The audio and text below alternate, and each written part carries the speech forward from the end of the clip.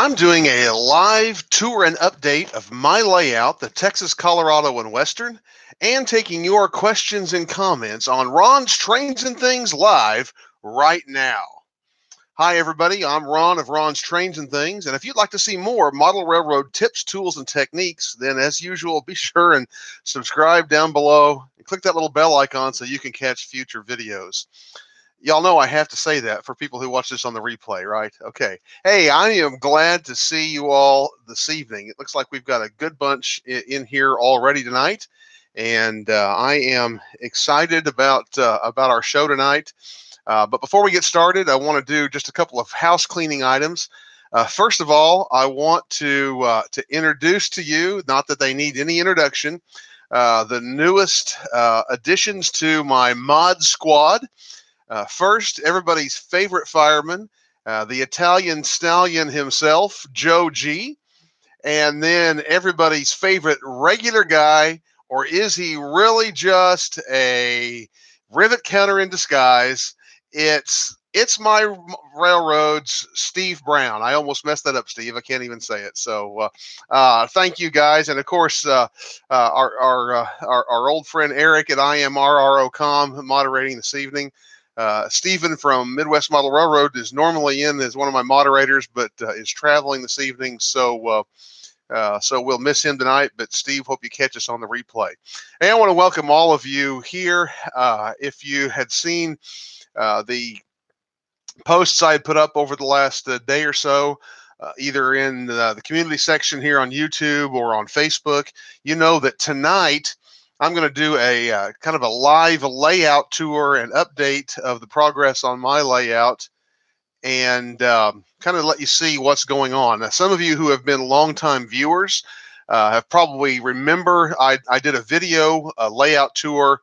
Oh, it's been well over a year ago, and it'll be interesting to see what you think about the progress. In some areas, there's been some real progress, and some areas may not look a whole lot different. But just going to give you a tour of the whole layout, kind of see what it looks like, and also kind of how it's intended to function.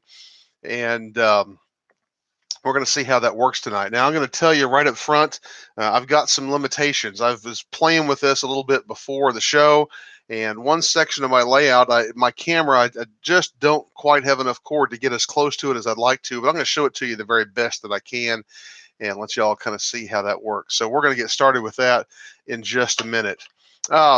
I wanted to do one thing before we get started with the layout tour tonight, kind of some serious business. And those of you who have been around the Model Railroad YouTube community for very long, I'm sure you heard within the last week, many of you, about the passing of Tod Walton.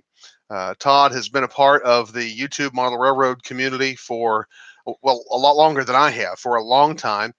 In fact, when I got started with my channel, Todd was one of my earliest subscribers. By the way, some of you who knew him here on YouTube knew him as Wally's Weathering, which was his YouTube channel and also a business of his. He did some great weathering work. He also had a Shapeways business.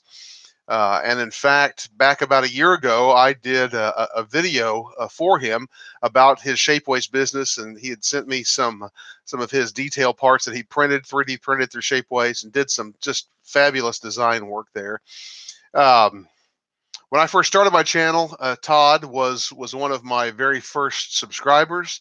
Was one who always caught my videos and commented on them, was always very supportive. And in fact, I thought this was true, and I looked back and confirmed to make sure. But when I started my Patreon page way back, Todd was my very first Patreon supporter, and so appreciated his support there. But he was just a great asset to the Model Railroad community and the community here on YouTube.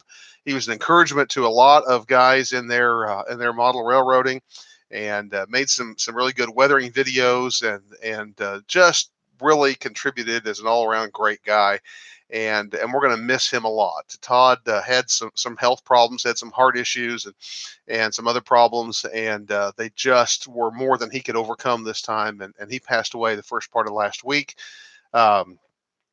If you didn't see it, Big Bill Graham did a very nice tribute to him right after he passed away that same day. And in fact, after this video is over, I'll go back and add a link to it in the description down below those of you who were familiar with him or knew him, you should really check that out. Or maybe one of my moderators can find that and stick the link to Big Bill's video about Todd from last Tuesday in the chat if they can find that. So anyway, I just wanted to share that. I think it's always important that we take a little time to remember and recognize one of our own who has been a real contributor to this community and to this hobby. And sadly, he has passed away, and our thoughts and prayers go with his wife and with his family as they look forward. Well, with that, we're going to get started with the layout tour. Now, I'm just going to apologize up front. I don't know any way to really do this with my setup without there being just a lot of camera movement. So I'm going to try to warn you, for those of you who, like me, maybe get a little motion sick when I'm about to move the camera. But I'm going to just literally move it around the layout, kind of from one end to the other, and talk to you a little bit about what I'm seeing there. And I want to interact with you tonight. I can't keep my eye right on the chat as I'm doing that, but periodically, as I'm showing you parts of the layout, I'm going to go back and kind of check back on the chat to see if you've asked any questions. And then, of course, when we're done with the tour of the layout itself, we'll come back and I'll take any questions and comments that you have at that point as well. I just want to say hello to a couple of people before we get started. I just now see Andy Crawford is in tonight. Andy, it's good to have you. Good to see you in the chat. Just scrolling through here. Here's Corey at KRP Models. Corey, glad that you're here tonight. Rock Island Modeler, it's good to see you. Glad to have you in this evening. Rad Eye Nation, glad that you're here. Jeff at EJ&E Jeff, glad to see you here. Glad that all of y'all are here tonight. And I think we're ready to get started. So we're going to make that first big camera movement right now. And so get ready. Here we go. I do want to say, for the sake of my moderators, because I know that you can, just for the sake of letting me know if we have any issues with sound or anything, I can hear whenever you send me messages through Messenger. I can hear that notification in my ear. So if we have a real problem, you can get my attention through Messenger, and I'll try to keep an eye on those. So. Okay, this is kind of, I guess, the beginning or one end. My railroad is a point-to-point railroad. Literally in the next room, right behind the door that you see right here behind me, is where my workbench is, and that's also a utility room. And I have two staging yards back there, one for lower and upper staging, or east and west end. And this railroad is literally set up to operate. And it's set up to operate as an east to west or point to point style layout. This would be the east end of the layout right here. And this is Fort Worth, Texas, as I'm representing it here on the layout. What you're at, right, these four back tracks back here are change yard. I modeled, by the way, if I didn't say this, try to get all the information in here. I modeled BNSF in North Texas and going into Colorado in the late 2000s, 2008, 2009. So that's kind of what I'm depicting here. And out here closest to the fascia is my main line, where you can see the tail end of this train right here. These four tracks here are interchange tracks with the Union Pacific. And if you're familiar with Fort Worth, you know that Union Pacific has a large hump yard just a little ways west of downtown Fort Worth. And just about in the area where my model railroad ends is the area where Tower 55 is, and there's a major diamonds there where BNSF and Union Pacific cross, as well as some other railroads with traffic rights there. I'm not actually modeling Tower 55, but I wanted to get that interchange in. I love modeling interchange traffic. It is a fantastic universal kind of industry. You can run just pretty much any kind of rolling stock, any kind of commodity through an interchange, depending on what the interchange is. And in this case, an interchange between two very major Class 1 railroads. I can run just about anything through this, and so it's a very nice and large universal industry. What is not here, but will eventually be here, right across the end of the layout where it goes back through the wall. Right here is the hole through the wall that goes into staging. Right across here, there is going to be a double overpass, similar to the one that you may have seen me build in some videos here this last summer. Be a double overpass that runs at a pretty steep angle here.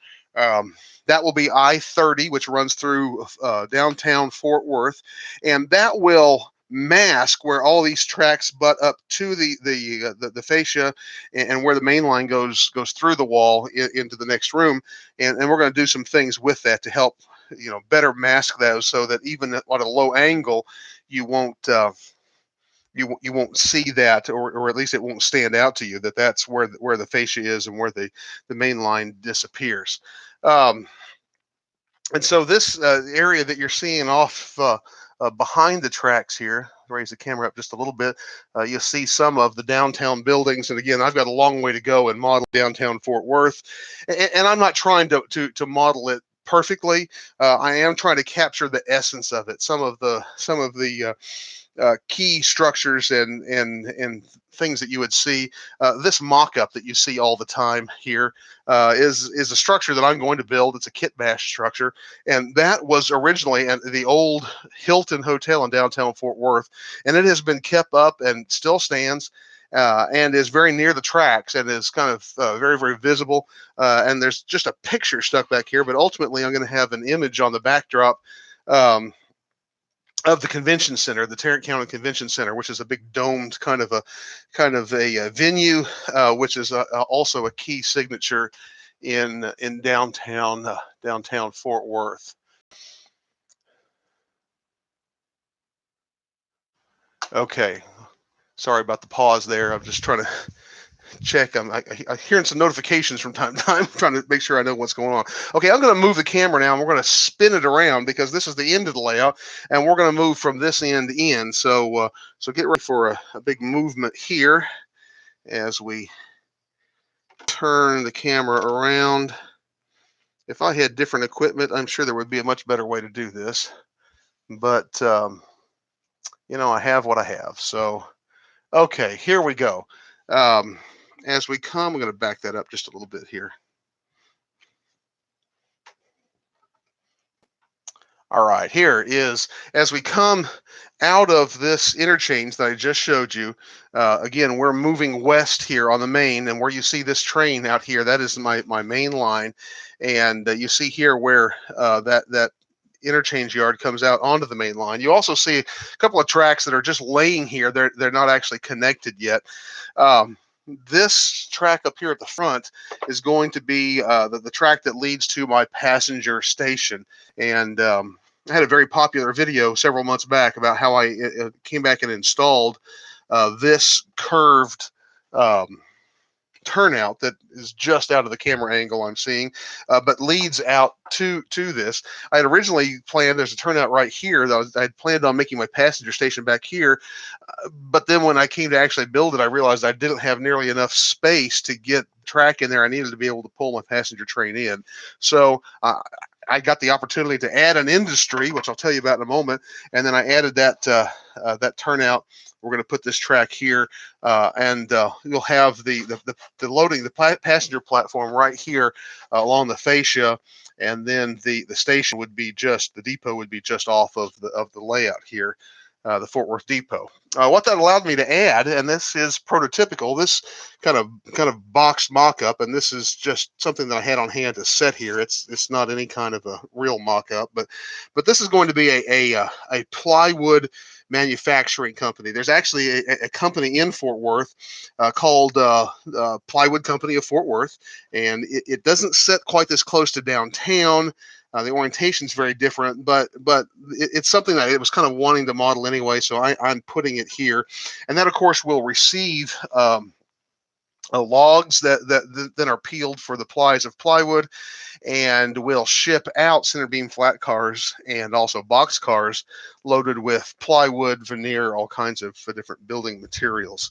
Um, and you're beginning to see here how this little short piece of the layout makes this kind of sweeping S curve as it goes around into my short peninsula. And I'm going to move the camera up there a little closer now so you can see that just a little bit better. There we go, and you can kind of see the whole situation here. Here again is Plywood Company of Fort Worth, and my main line swings around here and comes out towards this river that I'll tell you about in just a moment. And what you can see here, literally in the breadth of from this piece of fascia out to right here, if you see my hand, that is a short peninsula that I added when I got this house and got into this basement. I realized the space that I had, and I just needed some more room. And you'll especially see why that was true as we get on around the other side of this peninsula. But I added just a 5-foot section of wall here, which allowed me to have just this little bit of extra peninsula, and added a little more trackage length, especially on the other side, but also it just gave some visual interest. And this makes a fantastic view block, because when you're standing in this area here, and you all are familiar with this area because this is where I record the intros and the conclusions to all of my videos almost. When you're standing here, you cannot see any of the rest of the layout. And that's especially important when we get to the upper deck, which you'll see in just a little bit. I'm going to move the camera on down just a little closer then to the peninsula here. And I want you to see off to the left, or I hope it's to the left, this area here. This is way back in the corner. You can see that pretty well on camera, but when you're standing here, you can barely see that. In fact, you've got to bend way down to even be able to see back in there. It's a deep corner, and the fascia on the upper deck pretty well hides it. But I wanted to do something of visual interest there. And so what I've done, you see the one structure there, that's actually a Z-scale warehouse, and I have another Z-scale warehouse similar to it that's a little larger, and I'm going to put them both raised up on foam, kind of like they are here. I'm going to scenic that, and then these little trees are just have here a stand-in, so I'm going to put some taller, better looking trees in front of that hill, just to give some forced perspective to make it look like that's some really distant warehouses back there. And in this area, which is actually the Trinity River bottoms in Fort Worth, that's exactly what you would see. Is just off of the bottoms, you would see a host of old warehouse and factory types of buildings that have a variety of functions today. And then coming on around, you'll see the Trinity River bottoms here. Let's maybe move the camera just a little closer. I am sorry for all the camera movement. I just don't know how better to do this. If you're familiar at all with Fort Worth, you know the Trinity River runs right through Fort Worth. In fact, runs just along the north side of downtown. And where the railroad crosses the Trinity River, I've got these 2 bridges. In reality, there are 3 in that area, because BNSF actually is a double main through this area today. It originally was both a Santa Fe line and a Burlington Northern line, and then when they merged, they run as double main. And then there's also a Union Pacific line that runs right beside them. So these 3 bridges cross the Trinity River literally side by side by side. I didn't have room for the 3rd bridge or anything to make it look like it belonged, so I settled for the 2. And what I've done here is actually, of course, I've got my main line here, and I've represented the kinds of bridges that are actually there. One of them has this kind of double long and short through truss kind of bridge, and one of them also is a through truss that has a girder section on the short end, which I don't even think you can really see from this camera angle, but it's right here, that girder bridge. And this track over here that goes through the 2nd bridge towards the back is actually on my layout is the switching lead for North Yard, which is all the way around on the other side of the peninsula. But this is the tail track for that switching lead. And of course, this will ultimately be the Trinity River. This will be, Trinity is a through Fort Worth. It has been very nicely groomed along the banks, and there's a lot of parks and a lot of recreational area along the river. And the river is fairly straight and pretty calm as it goes through Fort Worth. And so this is going to be a fairly calm but flowing river. And this area in here, where it's still kind of a big open hole at the moment, when I get the bank in there, I'm going to have some homes, some older homes along the back. And I'm going to make just a park area here, which is very much what you'll see along the Trinity River. A place where people can just, recreate and play and picnic. Going to represent some of that there. Of course, I've got this front area up here where I've just kind of thrown down some ground cover. I'm not really sure what exactly I'm going to do with that yet, but I'll figure that out as I go. Before we come on around the peninsula, I'm going to pause and just kind of look in the chat here and see if, any questions. And again, moderators, if you see one that is just a really pressing question, you might, or a really, really good question that I want to be sure to answer, you might throw that in Messenger, and I'll be sure and see those. But just kind of looking through here, I've just seen a lot of people saying thanks for the update and enjoying the show so far, chatting among themselves. And Joe G says, Ron will answer, keep coming back to this. Let's just keep moving on around the layout. Okay, here comes the camera movement again. In this case, I'm going to bring you out here, kind of show you from a low standpoint from the fascia, kind of what that area looks like as we're swinging and looking back. And then come out here, we kind of see the end of the peninsula. And I'll get the camera up here and get it set. Yes, that's my basement over there.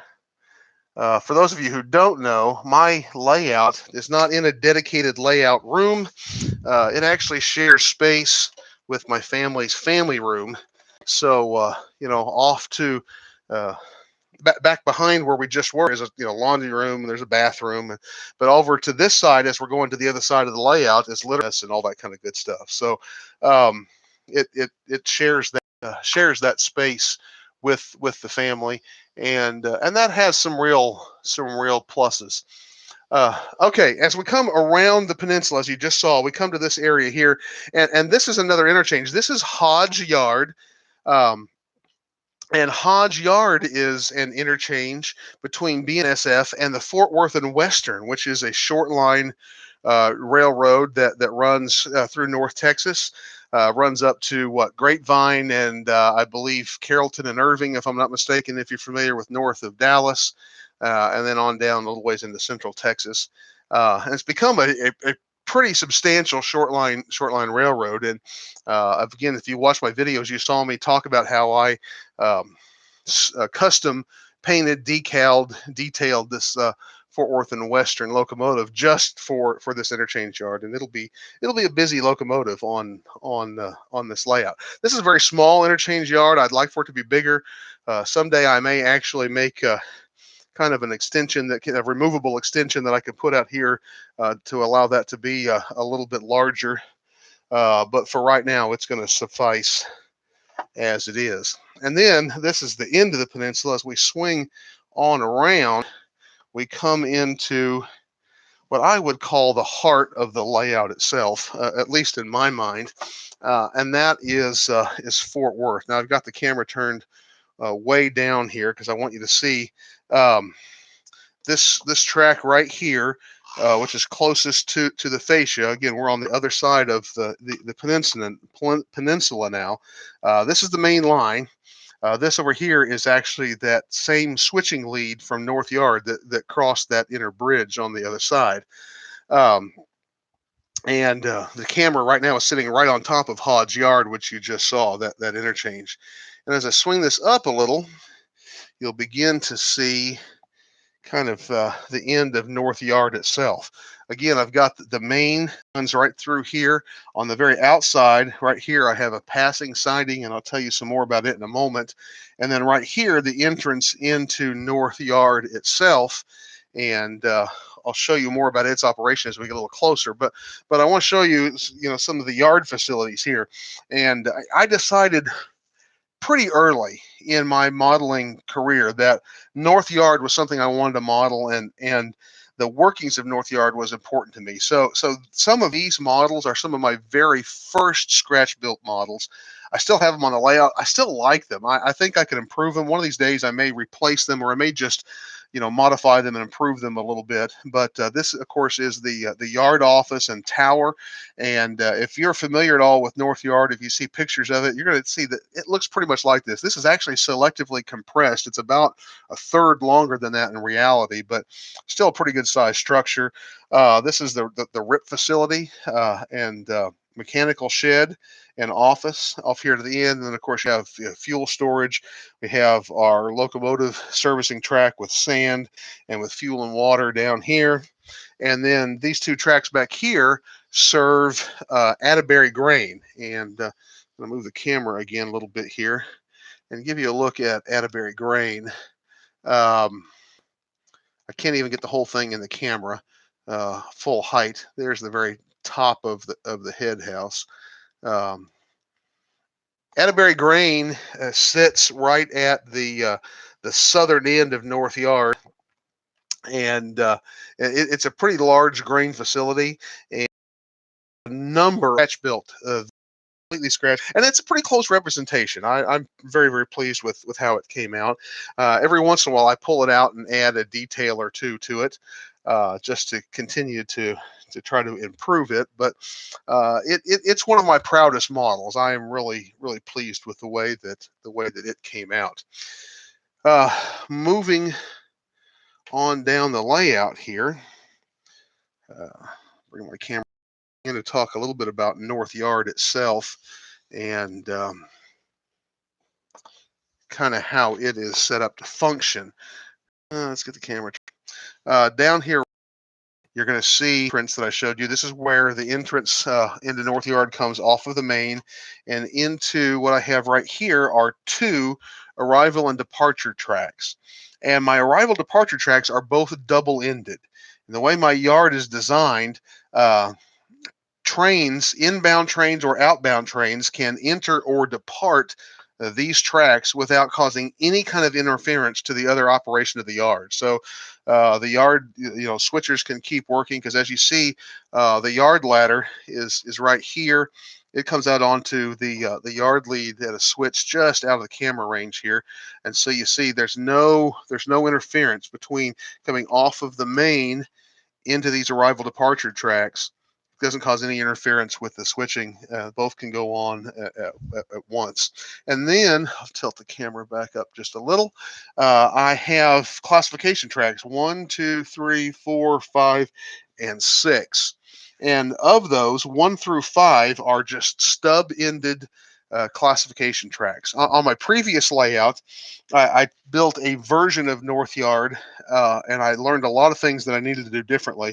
One of the things was on that North Yard, I tried to make it double-ended, a double-ended diamond-shaped yard as the prototype is.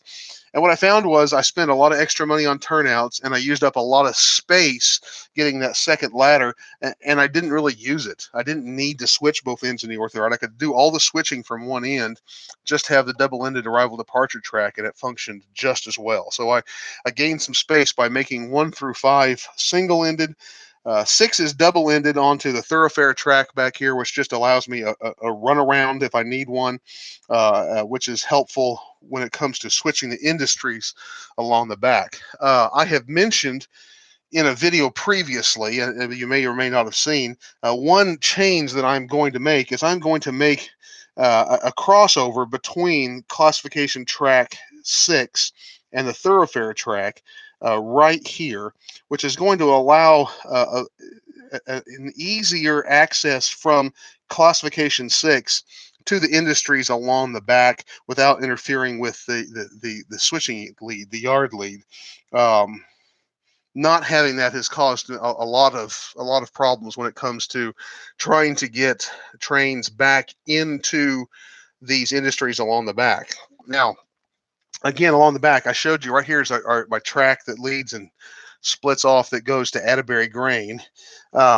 Way down there, which you'll see in a little bit, there is a a switch that comes off and comes to this warehouse. And I've changed my mind about what that warehouse is about 5 or 6 times, and I'm still not really sure what it's going to be, but it's going to be something. But then up here, this mock-up is Victory Blue, which is a division of Victory Fuels that makes diesel exhaust fluid. This building was originally constructed as a feed processing center that brought in grain and made processed animal feeds, and thus it had a small grain elevator, which you'll see in this head house here that's mocked up, and it'll actually have an elevator leg, and all that will be part of it. That is still part of the building. That is Victory Fuels, and this is going to be a scratch building project, and I'm going to make a set of videos on how I do that when I get to it, probably starting sometime this fall. Also, I'm going to tilt the camera up just a little bit. I know it's a long stretch, but just to give you a sense of the capacity of North Yard, this passing siding here, which is about the same length of North Yard, and you can see right here is the last car, and you can't even see quite all the way back to where it gets into the main. But right now, sitting on this passing siding is a train that consists of 3 6-axle locomotives and 20 60-foot grain cars. So that's a good unit train. And so I've got passing siding and, frankly, yard siding to be able to handle 20 car trains. In fact, I could actually handle 22 or 23 cars with 3 locomotives on this passing siding, which was a big part of what I wanted whenever I designed this yard. I wanted it to be a large capacity yard. And as I told you, when I added this Peninsula, if you were to recognize it from where we've started, that my Peninsula actually begins, right about here. So you see, if I had to move all of North Yard down, my North Yard would have been shorter by almost 3 feet if I had not added that Peninsula, and that would not have given me the capacity that I really wanted to be able to do the kind of operations I wanted to do on North Yard. So let's move on down. This is where it starts to get challenging of my lack of computer cable. Apologize for all the transition here, and I'm making a mess of things. Okay, let's see. All right. Now we're kind of down at about the midpoint of North Yard, and sorry, I'm just trying to route a cable here. And of turnouts that I was mentioning earlier, and one of them allowed fuel. By the way, I didn't say, of course, this warehouse will probably take just box cars. Victory Fuel will take covered hoppers with materials for DEF. It will take tank cars filled with ionized water, which is part of that process, and then it will ship out both box cars filled with pallets of jugs of DEF as well as tank cars with bulk DEF. So a lot of different cars coming and going from Victory Fuels. We also have this second turnout here, which feeds 3 industries down here through kind of a seesaw action. Actually, this only feeds 2 industries. This one here is P&O Cold, which is a cold logistics and cold storage facility, and so it takes reefers. And then on down here, I'll move the camera down again in a minute, but on down here is Evergreen Feeds, which is a livestock feed processing facility, which takes in grain and then ships out sacked feed products for livestock feed. And I am going to pull you down here, and this is where I start to reach my limitations, because that's just as far as I can get with my camera cable. So some of this I'm going to have to show you, since I apologize. The last industry, in reality, Universal Forest Products sits on the other side of Interstate 820, which you see right here. And you, of course, watched me build this overpass and the ramp that leads up to it over the course of the summer. Still working on finishing that up, but in reality, Evergreen Feed sits on the other side in Saginaw proper. But my Saginaw proper is pretty small, and I could not fit it in there, so I had to leave it back on this side of the layout. I'm going to just and try to give you the best picture I can of Saginaw itself. There we go. Off to the very far right there, you see the helix. There I am right there. Let's see, I've got a light here. Let's see if I can shine it there a little bit better. Here's my helix, which of course is going to mark the transition from the lower end to the upper end. I was trying to get some things cleaned up here, and I didn't get all cleaned up before the show, so I apologize for that. But this is an area where I've been doing a lot of work, and I continue doing a lot of work. I've got some structures that I'm working on that are going to go in here, and working on highways, and of course the overpass and all kinds of things. On my previous version of my layout at my last house, I wanted in modeling Saginaw to model some very large grain elevators that are there. Saginaw has one elevator that was originally owned by Union Equity that at the time it was built was the largest grain elevator under one leg in the world. It is just, and there are two of those elevators that if you've ever driven down I-35 from the north going south towards into Fort Worth, off to the west, you see these just massive grain elevators. I had built a version of one of those elevators for my previous layout. And the real elevator, the prototype, is over 1/4 mile long. And my model was compressed somewhat and was still over 7 actual feet long. So it was just this massive, massive structure. And my first priority being on the yard operations and on North Yard, I just didn't have the room for it. But I wanted to represent it. So basically what it is, I took that model and I sliced it down and made a background structure out of it. Now, and that's what you see back here. It's not complete. I'm still working on it. But just I could not model Saginaw without at least representing one of those big elevators. It's not rail served at all on my layout, even though it is in the prototype. But I wanted to have it in there for visual interest. Right here, 3 industries in Saginaw proper. Koch Industries, which is a receiver by rail of asphalt and related products, and then ships those out locally by truck. Quality Carriers, which transloads both liquid and dry food products from rail to truck. And then over here, this little bitty piece of just maybe standing in the way, I have just a little bitty piece of Trinity Industries rail car division, which at least at the time that when I lived there and the time that I'm modeling, built air slide covered hoppers. And it just so happens that Intermountain several years ago made the exact Trinity air slide hopper that was being manufactured at this plant at the time that I modeled. And so I bought one of them decorated. It's on my layout somewhere. And I bought this undecorated version because I wanted to paint it up like a bare steel version that was still in the process of production. So I'm going to pause for just a second while I get ready to move the camera up to the upper deck and let you see what's going on up there.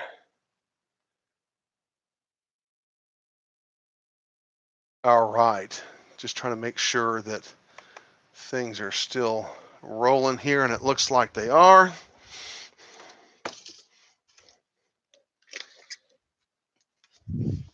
Okay, sorry about that. Now, very carefully, I'm going to move this camera, and we're going to go upstairs to the upper deck.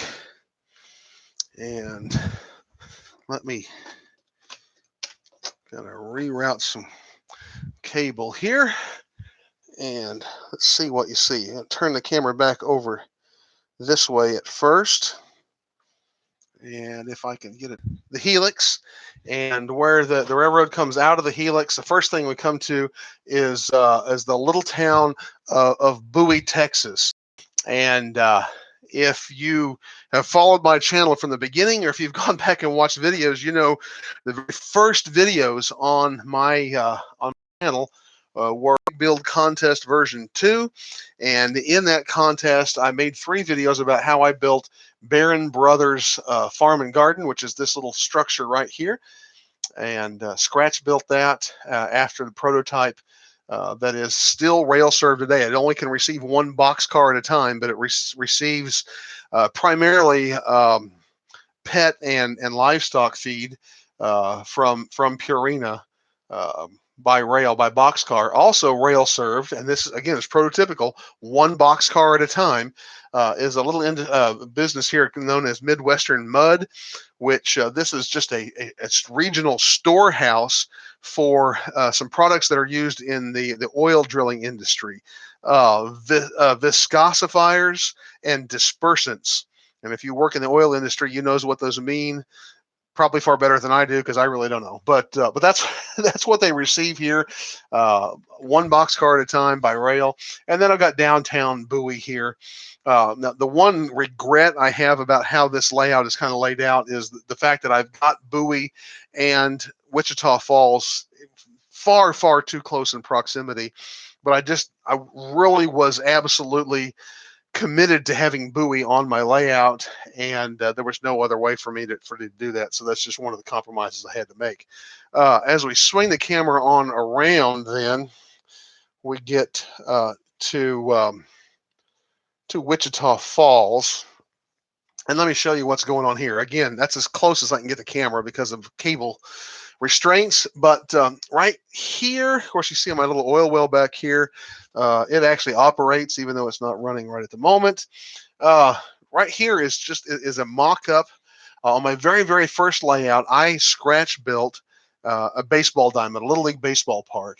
And it was beautiful. It was kind of the highlight of that whole layout.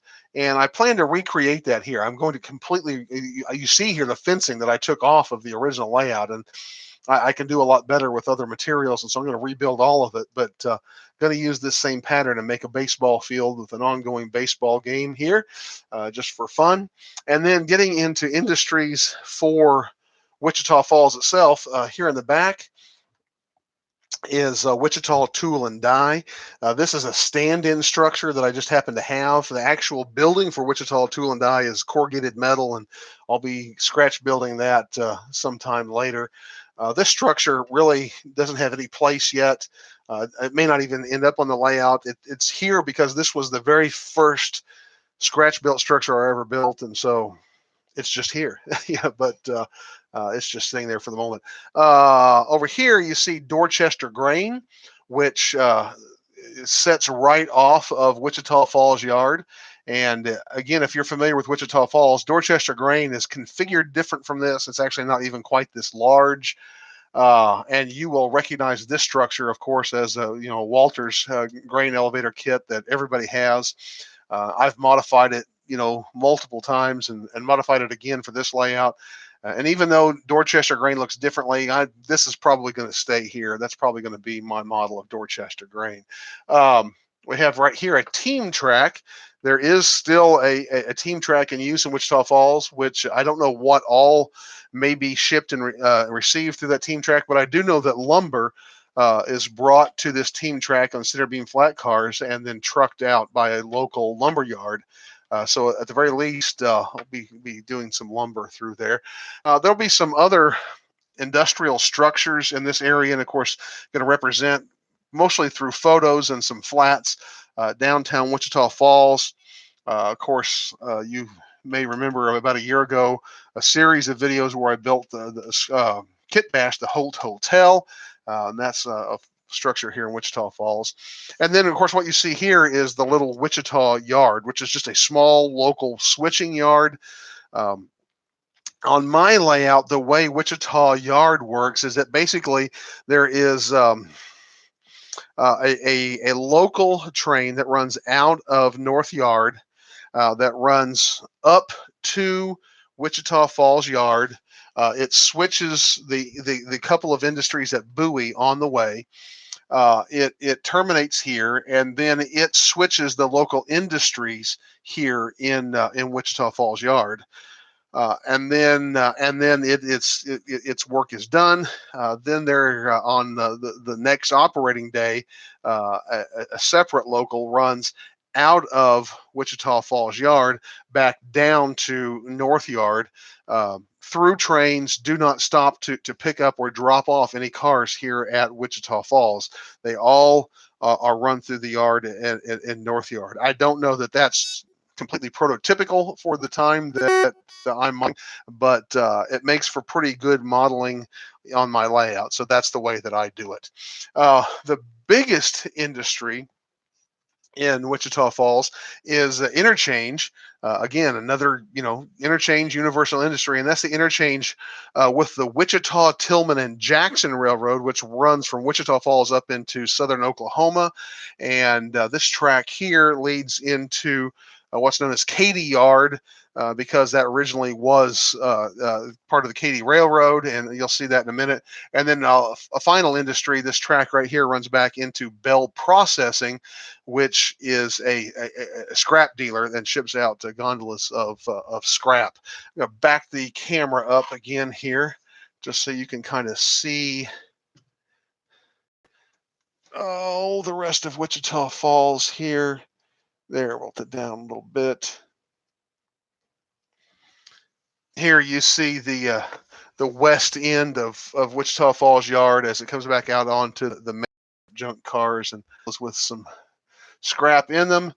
This, of course, is Katy Yard of the Wichita, Tillman, and Jackson.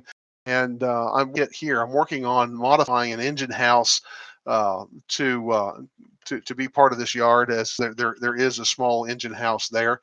And at some point, I'd like to actually custom paint and letter a locomotive for the Wichita, Tillman, Jackson to run here as well.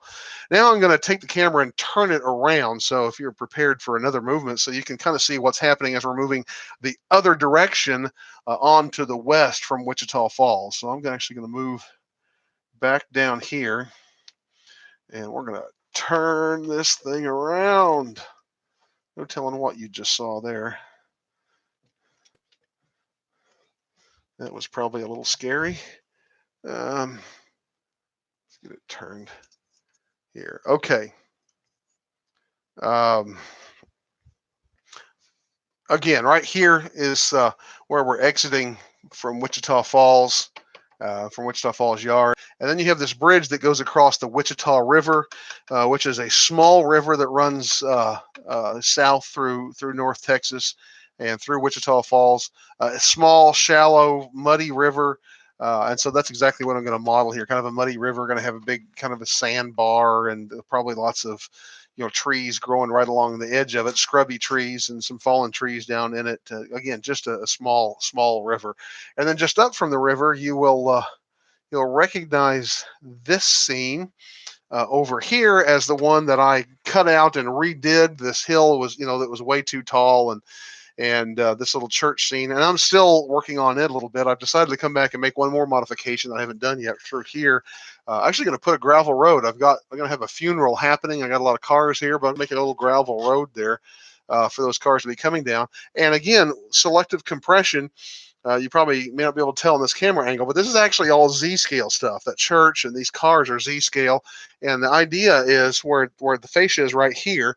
In this area here, I'm going to plant some trees kind of down in this little valley here, so that you've got the look of a close-up scene right here along the rails, and then you're looking over the tops of these trees at this scene that'll be just on the verge of being out of sight, but you're going to kind of look through and over the tops of the trees to see this scene.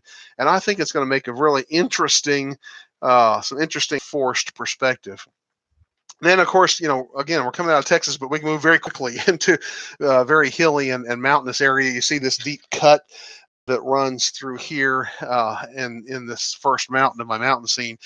At this point, it's going to get a little more difficult, so I'm going to have to be holding the camera. So this may be a little as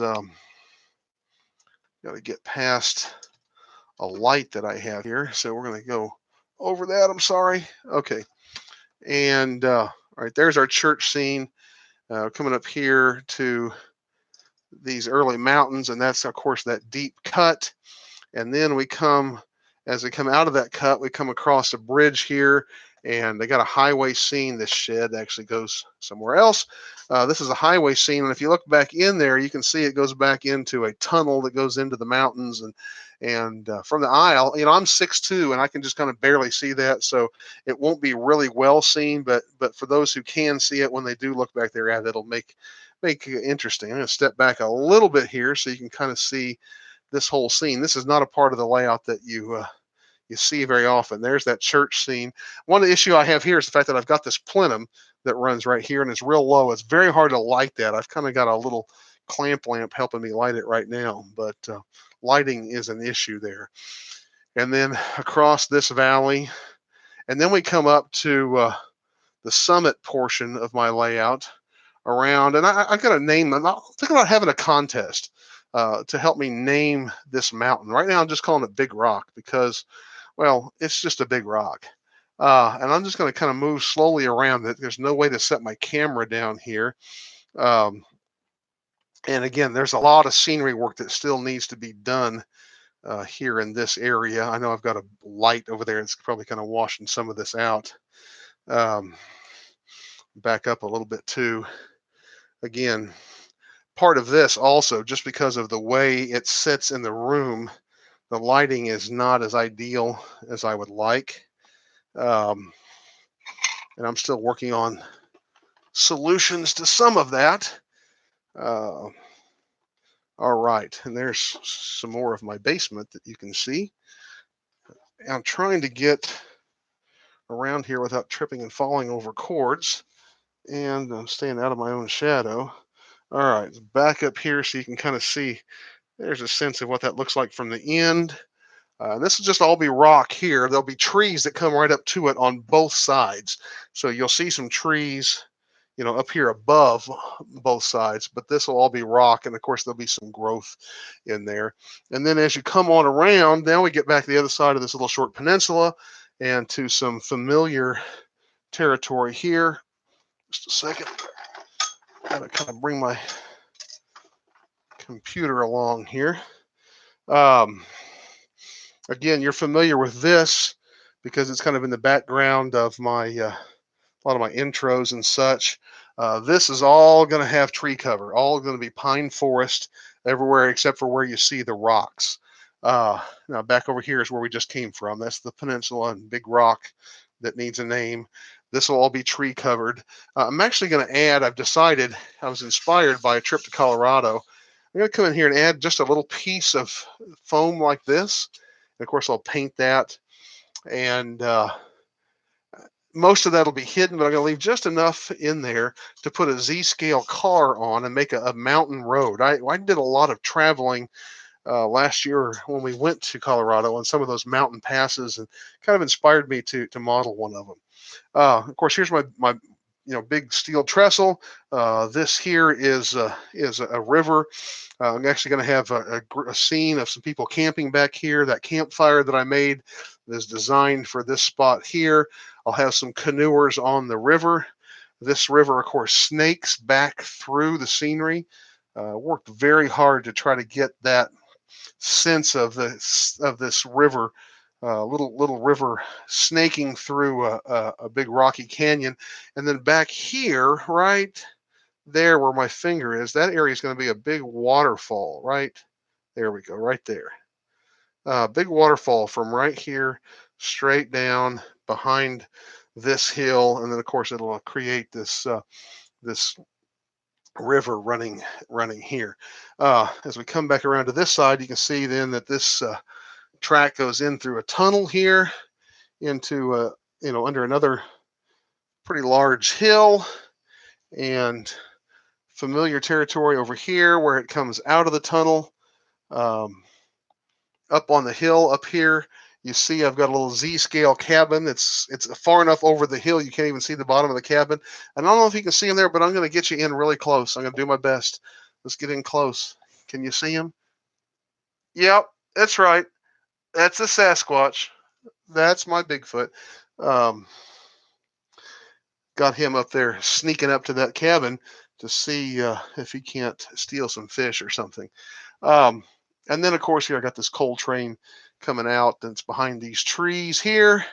We come on down through a little rock cut right here, and then past that on back behind these trees and into a tunnel that goes back into staging, which again, as I back up, you see is pretty familiar territory. So that was kind of long and drawn out. We're going to head back over to the table here. I'm going to set you down because I'm sure that you're quite motion sick. I know I would be if I were you. And I appreciate your patience through that. Hold on just one more second. I've been talking a lot and I'm thirsty. And just before showtime, we had a issue with the water in my neighborhood. And so I'm under a boil order, which means instead of making coffee as I normally would, I'm drinking a soda. Not that you care. Okay. Hey, I appreciate your patience through that, and I hope you found that interesting. And I'm going to look now to see any questions and comments that you have. We've been going for almost an hour here, so I'm not going to go real long. But if you do have a question or a comment, I would be glad to take it. And if you've put it in there before now, I'm going to ask you to go ahead and put it in again now, because that way I won't have to scroll all the way back up through everything. Andy, no coffee. That's right. It is a crime. And I didn't have time to boil water before I made coffee before the show. So, okay. JT1 says, who makes your bridges? Okay.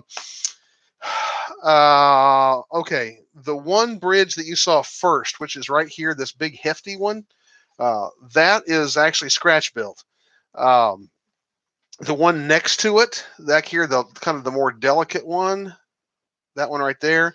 And also there's one exactly like it that crosses Wichita River up above. Those are actually both Kato.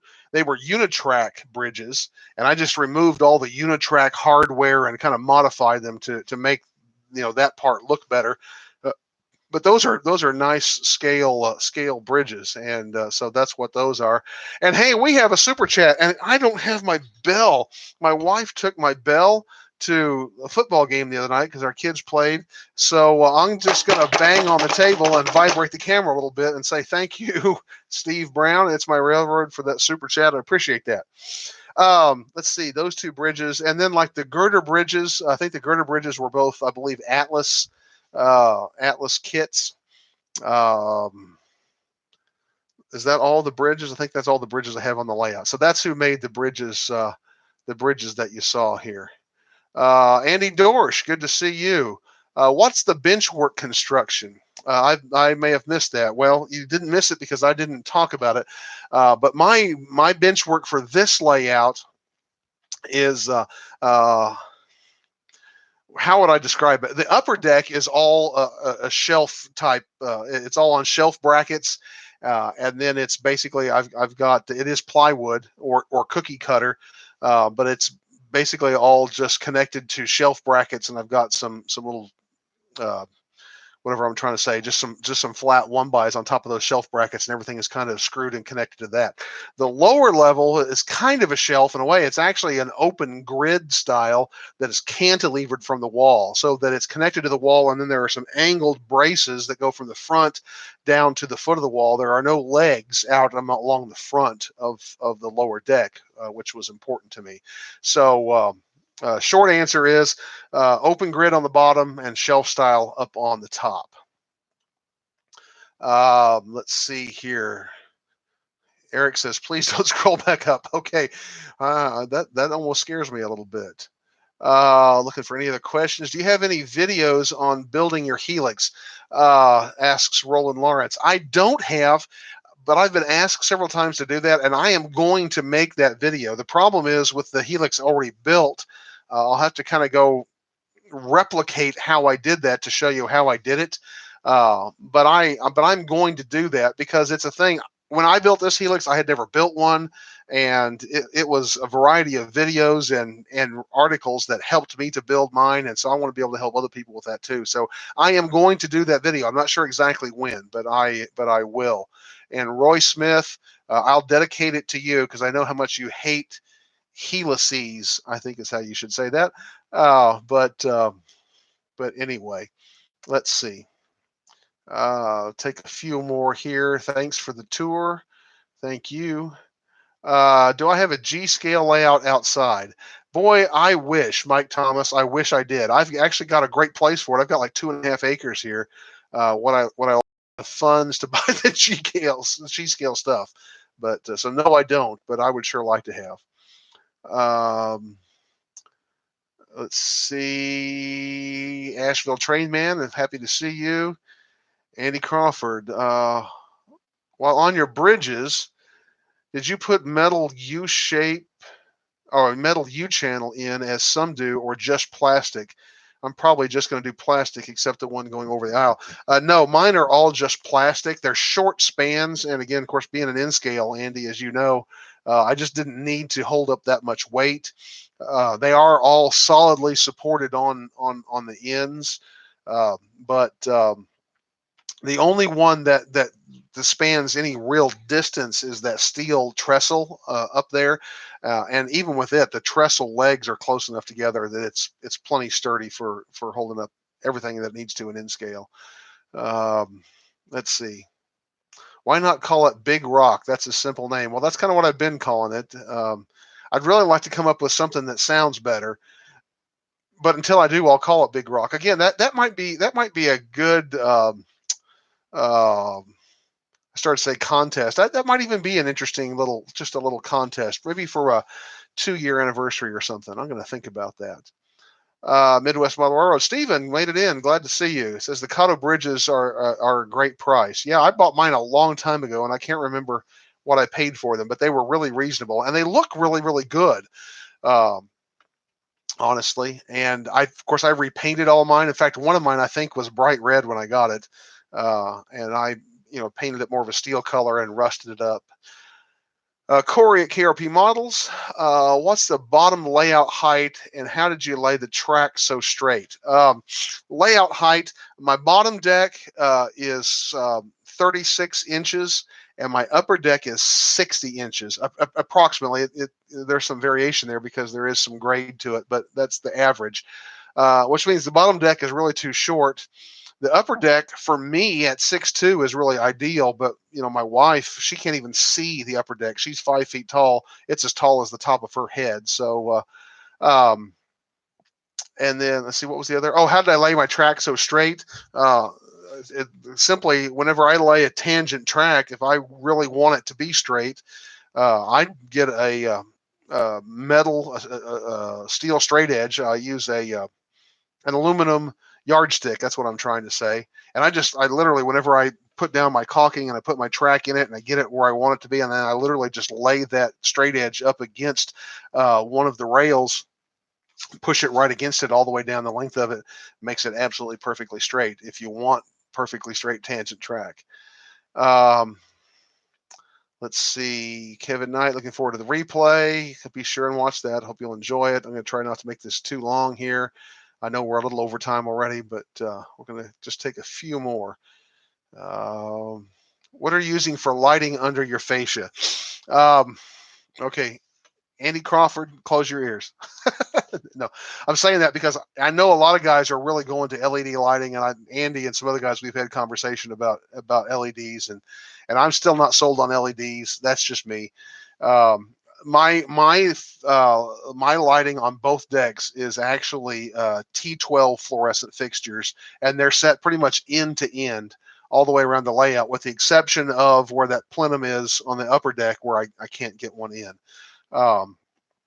So T12, and the T12s, those are the older bulbs. The newer ones are the skinnier T8s, and the T8s put out more light, and I think they're a little more harsh. But so I kind of like the T12s. I was glad to get those fixtures while they were still available. But that's what I'm using for the whole layout. And one of the interesting things about, again, my layout and the fact that it shares space with my family's family room is a lot of times when we're wanting to watch television and I don't want overhead lights or a lot of harsh lights on. Um, we literally light this room for mood with the train lights. So literally the train layout is the mood setter for for our family's family room. Turn on the train lights. That's what I hear all the time. This did something. I lost my place. Andy, not a Healy. No, I don't think it's a Healy. Andy, talking about the Helix. Andy says, I've got a fix for, having already built it. Come build mine. You can bring a camera. Let's see here. I may have missed some. I'm going to try to catch a couple more. Is your layout more operations based or more towards running trains? That's Derek O'Day. I hope that is pronounced. It's set up to where you can kind of do both. I really built it with operations in mind. It's not a large enough layout to be able to host large operating sessions with large crews. Depending if you're running one-man train crews, you're probably looking at a maximum of 4 or 5 guys on this layout, probably 3 or 4, honestly. But really, one of the things that was a fascination to me and what I really wanted to represent was the yard operations, North Yard, and the operations around that. Again, it's a small enough and slow enough yard that you could realistically model the operations of that yard on a layout. Unlike a huge hump yard, really really hard to really. It's been done. I've seen it done, but extremely hard to accurately model those operations. I could model in a small space, a relatively small space, the operations of North Yard. So that's kind of the heart of the layout is right here at North Yard, and operating, again, through trains, dropping off and picking up blocks, originating locals and interchange traffic to all the interchanges. And it doesn't have a lot of industrial switching. As you saw, it has some. It doesn't have tons. Really, it's more about the work at North Yard and that interchange traffic. However, having said all that, I didn't show you the staging yards, and we're not going to, it's dark in there. It's really, really hard to light, so I'm not going to do that tonight. But around each one of my staging yards, there is an auto reversing balloon track, which allows me to do 2 things. Number one, I can turn trains there to restage them, between operating sessions.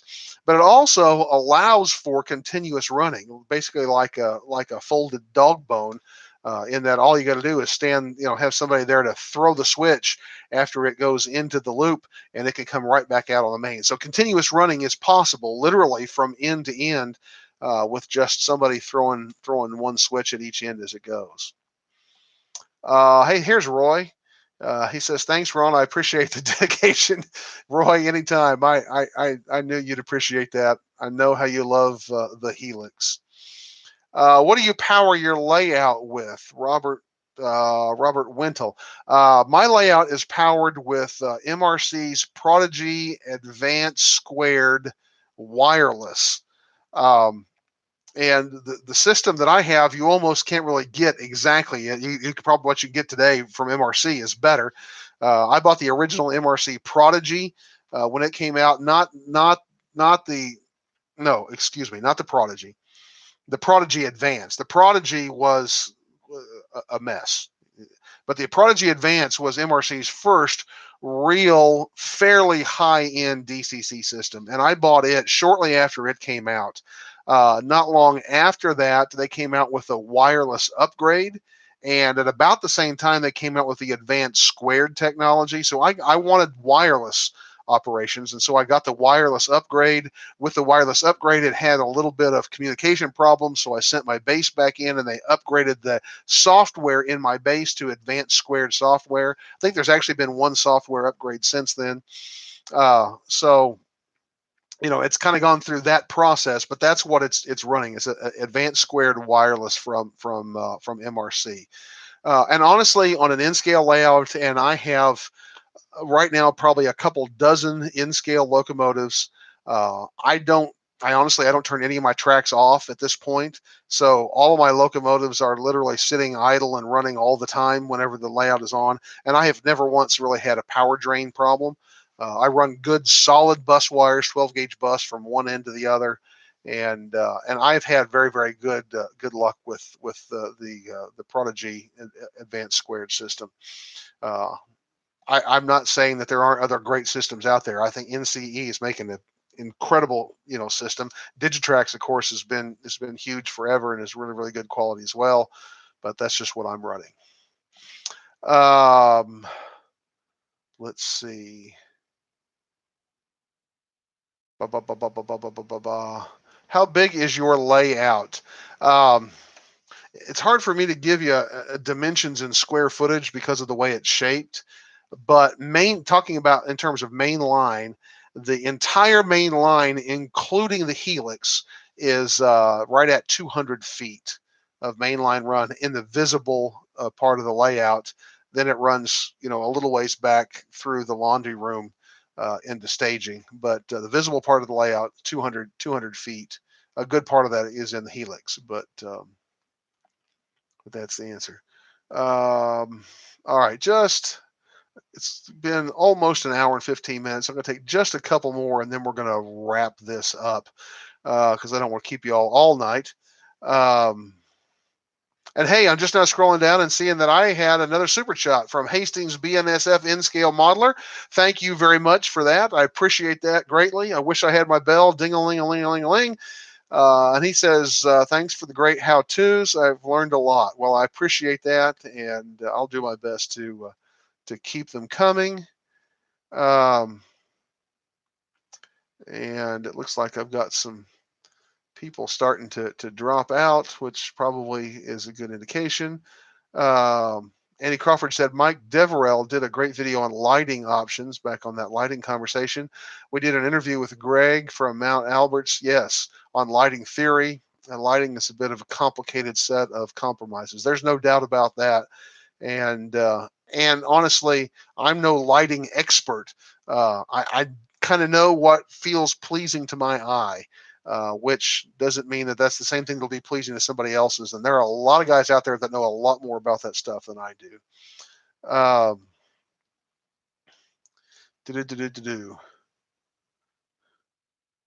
And I'm going to take just one more. Here's one from Zach Kessler, and he's asking about a video idea. He says, do you have or can you make a video on waiting coal cars to run empty or loaded for ops? And Zach, that is actually something that I've kind of been I've kind of hinted at a little bit with a previous video, but I've done some of that, and it's actually a video that I have planned, and so I will be doing that. I'll probably be doing that sometime this fall. So you can watch for that. That is on it's on my list. It's on my list. Don't ask me what I'm doing. I don't know. Speaking in some weird accent. It's late. It's late, Steve Brown. It's late. Okay, I said that was my last one. I'm going to do one more. What is your favorite method for building your land formations? The short answer to that is I don't know if I have a favorite method. I use a couple of methods. Most of what you see, like this area up in here, a big rock, which is right up above my head here, all of this here is done, as you can kind of see back here. I've done all of that with woven cardboard that is overlaid with plaster-soaked paper towels. I don't use plaster gauze. It's too expensive. When I can do it with plaster soaked, I use industrial paper towels and soak them in plaster. So that's how a lot of that is done. I also do some with foam. You probably saw over there around Saginaw, maybe, hopefully you did. A lot of that's done with foam. That area that I redid up there where that little church scene is, that's done with foam. And I really like foam too. Large mountainous areas like this with foam can get a little expensive in my opinion, because the foam is kind of high, although I don't know if it's really that much more expensive than the amount of plaster. This layout, again, it's a fair size layout. I've probably got 100 pounds of plaster on this layout all told. If I was building something that was going to be that was going to be portable. For example, I've got a portable switching layout that I'm working on that you all haven't seen yet, but I'm doing it all in foam. All the scenery in that it will be foam. So I like both of those methods. They work really, really well. Now my rock work, I do my rock work all with HydroCal. I really like the detail I get from HydroCal. So that's kind of how I do. And I've got several videos. If you check out my playlist under scenery, it's a pretty big playlist, but there's like this area right here. I showed how I did all of this with the woven cardboard and plaster. This area right here, that whole thing is on video. In fact, there's two videos, one about how I did the plaster, and then I came back and molded some rocks that are part of it. I also did that scene, up above, and also part of Saginaw down there. I did all those things on this video. And he used foam. So I've got videos on both of those things if you want to check those out. And also I'd like to give a last minute plug here because tomorrow's Tuesday, and I do have a new video coming out tomorrow, and I'm not going to let the cat out of the bag, early about what that's about. But I think it's a pretty good video. And Steve Brown, you're going to want to watch the intro to that video. There's a little brief something in there just for you. So y'all check that out in the morning. I want to say thank you once again to everybody for coming in and joining in and watching. Thank you for your comments, for your questions. I have one last super chat here. LT Broy T6A. Thank you from that. Barry from Northeast Maryland. Thank you, Barry. Appreciate that. And I didn't get to scroll all the way back up. I hope I didn't miss any super chats up there. But if I did, whenever I was given the tour, thank you for those. I really, really appreciate that support.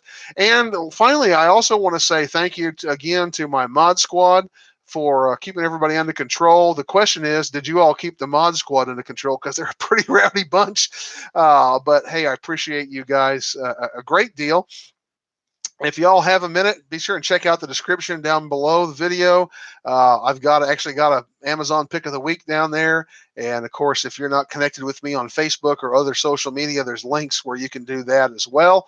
And hope that you'll check out the video tomorrow. Join me each Tuesday as I bring you more great model railroad videos. And I look forward to seeing you then.